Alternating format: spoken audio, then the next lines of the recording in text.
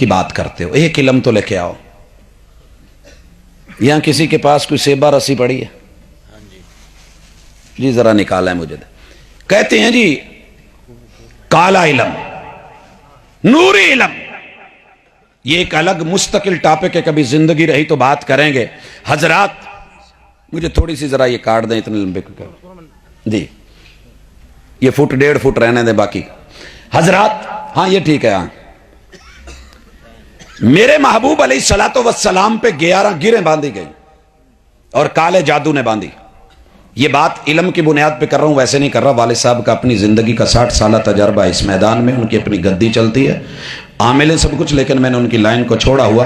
کالے علم میں جو گریں سکھائی جاتی ہیں شاید عموماً بتائی نہیں جاتی، اس میں جو سب سے پہلی آپ کو ہے کہ پہلے بائیں بازو کو، بری چیز کو دبانے کے لیے بظاہر اس کو گرا لگانا کہتے ہیں۔ یہ گرا لگی، اس گرا کو اوپر لایا گیا، اسے 3 گریں شمار کی جاتی ہیں۔ کالے علم کی دنیا میں 3 گریں، اور اس کے اندر انسان کے 3 بڑے عضو مضبوطی سے باندھ دیے گئے۔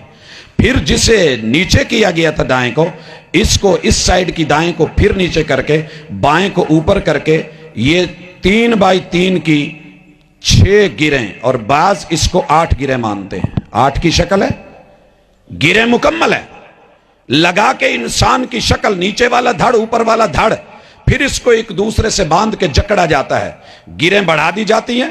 8 کے اوپر ان کو 3 مان کے 11، اور پھر ان گروں کو مزید پختہ کر کے ان گنجلکوں کو بڑھا دیا جاتا ہے اور ان کو باندھ دیا جاتا ہے، اور پیچھے منتر لکھ دیے جاتے ہیں، کڑکنے کڑکا علی، دشمن منجے پا علی، ٹگا حل پنجالی دا، رل مل چگا گالی دا، کالے کلکتے والی تیرا وار نہ جاوے خالی، اسرد نصر شو، چل جی یہ بند گیا ساری زندگی کے لیے، میرے محبوب کے اوپر بھی یہ وار کیے گئے۔